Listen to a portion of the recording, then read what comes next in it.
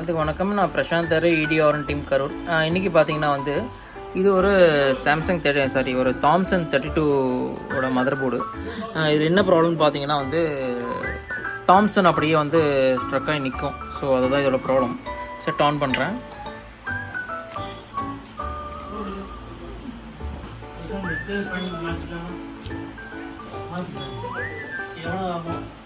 அப்போ ஒரு என்ன பேனல் பார்த்துக்கலாம்ப்பா. இப்போ செக் பண்ணி பார்த்தீங்கன்னா தாம்சன் அப்படியே வந்து இதே நேமில் அப்படி நின்றுட்டே இருக்கும். இது பார்த்தீங்கன்னா ஒரு CV950XHC42 அப்படிங்கிறது பார்த்தீங்கன்னா CV950ங்கிறது வந்து ஒரு AMLogic ப்ராசர் யூஸ் பண்ண மதர் போர்டு. ஸோ இந்த மதர் போர்டை வந்து இப்போ நம்ம ரெக்கவர் பண்ண போகிறோம்.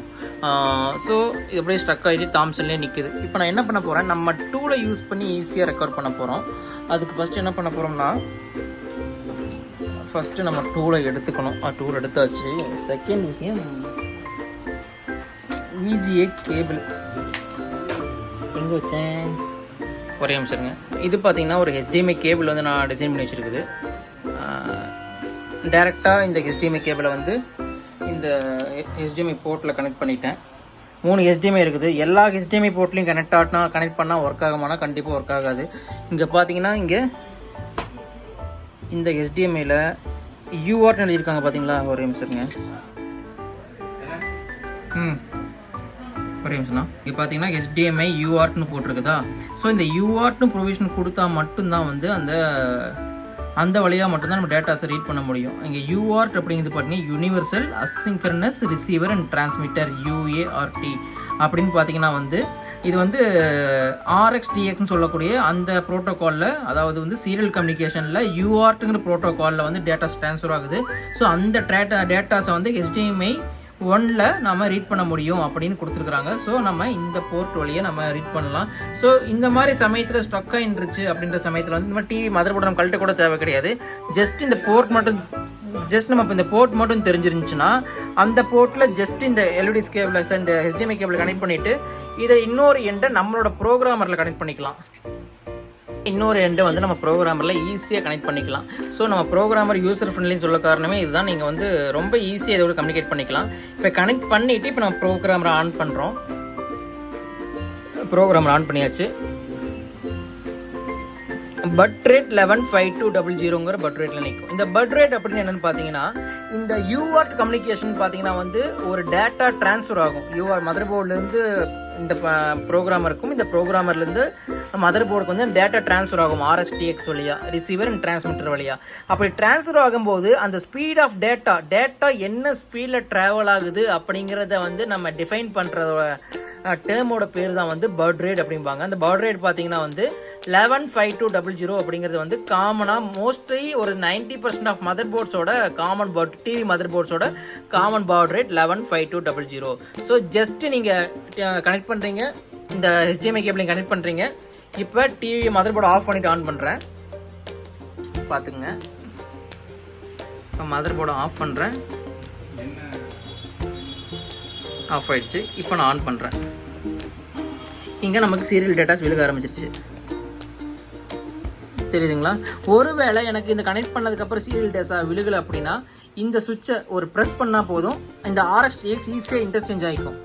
ஸோ நம்ம அந்த ஒயரை மாற்றி சால்ட்ரிங் பண்ணுற அந்த வேலையெல்லாம் இதில் கிடையாது. ஸோ நீங்கள் கான்ஃபிடென்ட்டாக ஒர்க் பண்ணலாம். ஸோ நான் ஒருவேளை ஒயரை மாற்றி அடிச்சிட்டணும் அப்படிங்கிற ஒரு டவுட் வர தேவையில்லை. நீங்கள் இந்த சுவிட்ச் வந்துனா போதும். இங்கே பார்த்தீங்கன்னா 00915C அப்படிங்கிறது பார்த்தீங்கன்னா வந்து AMLogic மதர் போர்டில் ஸ்டாண்ட் பை கண்டிஷனில் இருக்கும்போது இந்த நம்பரில் வந்து நிற்கும். இல்லைன்னா வேற ஒரு நம்பர் சீரீஸில் வந்து நிற்கும். அந்த சீரீஸில் நின்றுச்சுன்னா மதர் போர்ட் ஸ்டாண்ட் பையில் இருக்குன்னு அர்த்தம். AMLogic mother boards. எனக்கு இந்த ஃபோனில் கொஞ்சம் ப்ராப்பராக ஜூம் பண்ண முடியல, அது மட்டும் தான் இஷ்யூ இருக்குது. இப்போ என்ன பண்ண போகிறேன், கன்சோல் 1 ஒரு பட்டனை ஒரு அமுத்தி விட்டுட்டு நான் ஸ்டாண்ட் பை ரிலீஸ் பண்ணுறேன். பாருங்கள், ஸ்டாண்ட் பை ஆட்டோமேட்டிக்காக ரிலீஸ் ஆகிடுச்சு.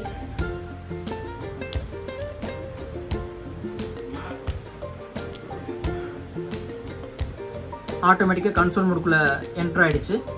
இப்போ இதுக்கு நான் ரெக்கவரி கமாண்ட் கொடுக்க போகிறேன். ரன் அப்டேட் அப்படிங்கிற கமாண்ட் தான் ரெக்கவரி கமாண்ட் AMLogic ஓடுது. ஸோ அதை நான் ப்ரெஸ் பண்ண உடனே ஆட்டோமேட்டிக்காக வந்து டிவி ரீஸ்டார்ட் ஆக ஆரம்பிச்சிடும்.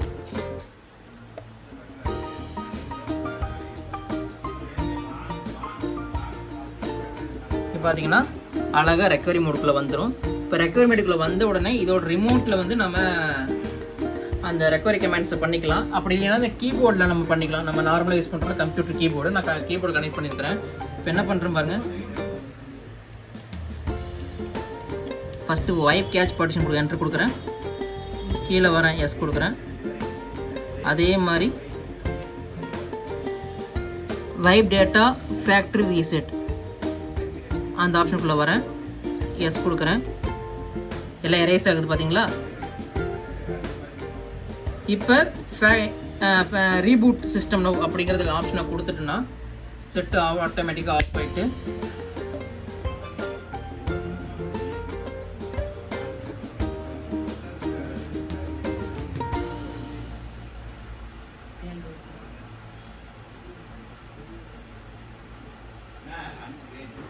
இப்போ பார்த்தீங்கன்னா வந்து இப்போ இந்த மதர் போர்ட் ரெடி ஆகலை. இதுக்கு என்ன ரீசன் பார்த்தீங்கன்னா வந்து நம்ம ரெக்கவரி டூல் அதோட ஒர்க்கை ப்ராப்பராக பண்ணி கொடுத்துருச்சு, இருந்தாலும் ரெடி ஆகலை அப்படின்னா இதோட ஹார்ட்வேரில் வந்து ஃபெயிலியராக இருக்க வாய்ப்புகள் அதிகம். அதாவது வந்து இஎம்சி ஐசியோட லைஃப் டைம்னு சொல்லுவாங்க. ஒரு ஐசி இவ்வளோ தான் யூஸ் பண்ணணும்னு கணக்கு இருக்குது, அது மேக்ஸிமம் அச்சீவ் ஆயிடுச்சு அப்படின்னா அந்த ஐசி வந்து மறுபடியும் எந்த அப்டேட்ஸும் ப்ராப்பராக பண்ணிக்காது. எல்லாமே மெமரி செல்ஸ், அந்த மெமரி செல்ஸ் வந்து கம்ப்ளைண்ட் ஆயிரும். அப்போ நம்ம வேறு ஐசி போகிற மாதிரி தான் இருக்கும். அந்த மாதிரி சமயத்தில் இந்த ஐசியை கழட்டி ஒரு ப்ரோக்ராமரில் ஃபிக்ஸ் பண்ணி அதோட லைஃப் டைமை செக் பண்ணி பார்க்கும்போது அதோட லைஃப் டைம் வந்து கிளியராக நமக்கு சொல்லி கொடுத்துரும். இதை நம்ம யூஸ் பண்ணலாம், இந்த ஐசி திருப்பி நம்ம யூஸ் பண்ணலாமா இல்லை மறுபடியும் வந்து வேறு ஐசி தான் நம்ம ரீப்ளேஸ் பண்ணணுமா அப்படிங்கிற ஒரு ஐடியா நமக்கு தெரிஞ்சிடும். அந்த மாதிரி சமயத்தில் இந்த ஐசியை கழட்டி இதுக்கு ஒரு ப்ரோக்ராம் புதுசாக இஎம்சி சாஃப்ட்வேர் வந்து நம்ம லோட் பண்ணிவிட்டு அதுக்கப்புறம் வந்து நம்ம டிவியில் கனெக்ட் பண்ணி பார்த்தோம்னா ஆட்டோமேட்டிக்காக வந்து இது உங்களுக்கு ரெடி ஆகிரும். இப்போ பார்த்தீங்கன்னா வந்து இந்த ஐசியை வந்து என்ன பண்ணிக்கிறேன்னா இந்த மதர் போர்ட்லேருந்து ஐசியை ரிமூவ் பண்ணிவிட்டு ஒரு யூஎஃப்ஐயில் போட்டு கனெக்ட் பண்ணி பார்க்கும்போது பார்த்தா லைஃப் டைம் 80% எக்ஸிட் ஆகிடுச்சு. இப்போ நான் என்ன பண்ணியிருக்கிறேன், வேறு ஒரு இஎம்சி ஐசியை இப்போ சாஃப்ட்வேர் ரைட் பண்ணிகிட்டு இருக்கிறேன். ரைட் பண்ணிவிட்டு இப்போ வந்து ஐசியில் கனெக்ட் பண்ணிவிட்டேன், ஃபிக்ஸ் பண்ணிவிட்டேன். இப்போ செக் பண்ணி பார்க்கும்போது இப்போ எனக்கு பிக்சர் கிளியராக வந்துடுச்சு. அப்போ ஹார்ட்வேர் ஃபெயிலியராக இருந்தாலும் இது மாதிரி வந்து சாஃப்ட்வேர் அப்டேட் ஆகிறதுக்கான வாய்ப்புகள் அதிகமாக இருக்குது. ஸோ நம்ம டூல் கனெக்ட் பண்ணி நம்ம எல்லா மதர் போர்ட்ஸுமே 100% ரெக்கவர் பண்ண முடியும்னா எல்லா மதர் போர்ட்ஸும் 100% ரெக்கவர் பண்ணுறதுக்கான பாசிபிலிட்டிஸ் இருக்குது. இருந்தாலும் வந்து இது மாதிரி ஹார்ட்வேர் ஃபெயிலியர்ஸாக இருக்கிற மதர் போர்ட்ஸை வந்து நம்ம ரெக்கவர் பண்ண முடியாது. அப்போ வந்து இது மாதிரி நம்ம இஎம்சி ஐசிஸ் கழட்டி நம்ம வந்து ப்ரோக்ராமிங் பண்ணால் மட்டும்தான் வந்து உங்களுக்கு வந்து செட் ரெடி ஆகும்.